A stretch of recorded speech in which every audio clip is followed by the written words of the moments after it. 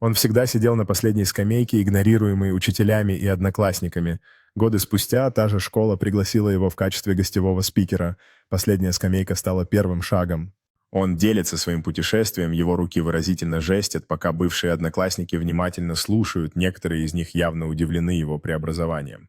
После мероприятия он стоит у здания школы, окруженный восторженными учениками, желающими сделать с ним селфи, их лица полны волнения и восхищения. Он глубоко размышляет, прогуливаясь по школьным коридорам, вспоминая дни, когда чувствовал себя невидимым, глядя на знакомые стены, которые хранят так много воспоминаний. Он сидит за круглым столом с педагогами и лидерами сообщества, делясь мыслями о важности и инклюзивности в образовании, демонстрируя свои новые лидерские качества. Он обращается к своим бывшим учителям, выражая благодарность за усвоенные уроки, наблюдая за их удивленными и гордыми лицами в аудитории. Он стоит на улице, окруженный друзьями и сторонниками, делясь смехом и историями, отмечая свой путь от последней скамейки к успеху. Он передает искреннее послание большой аудитории, вдохновляя других принимать свою уникальность и стремиться к своим мечтам, независимо от того, с чего они начинают.